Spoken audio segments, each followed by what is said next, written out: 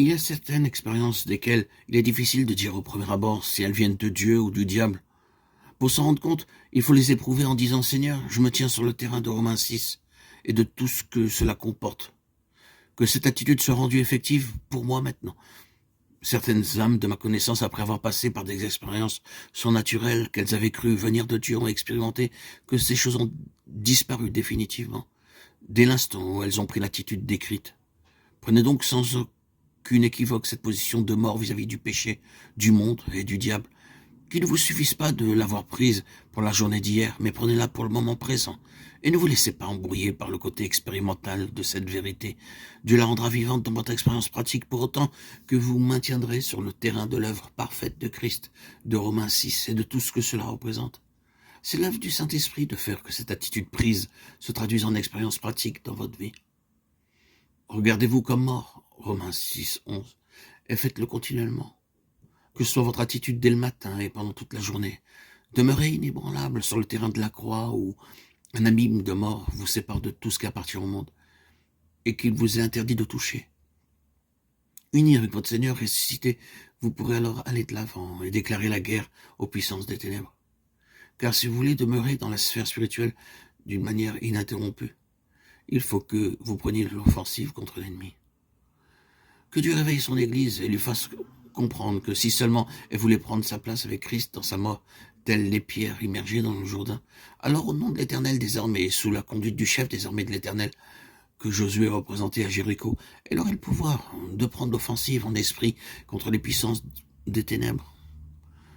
Notre attitude a plus de puissance que nous le pensons, et si nous déclarons « Je m'élève contre les puissances des ténèbres, contre les jagissements du diable », l'Éternel, notre Dieu, les chassera de devant nous.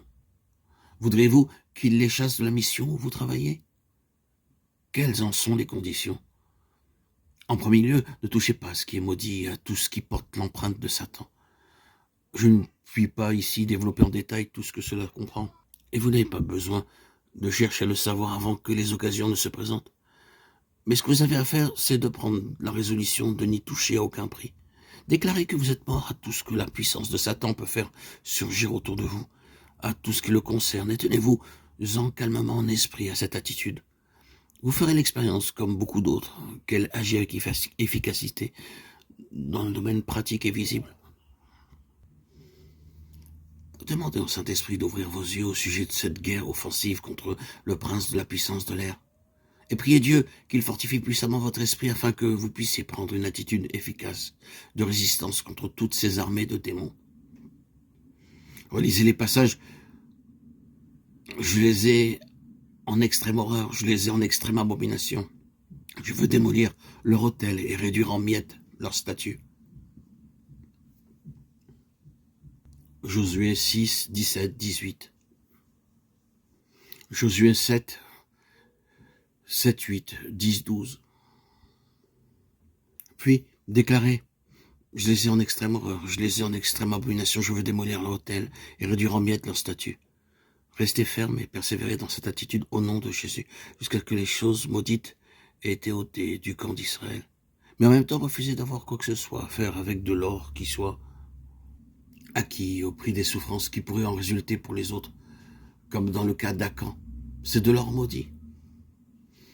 Qu'aucun or n'entre injustement en votre possession, car il a tiré sur vous la malédiction.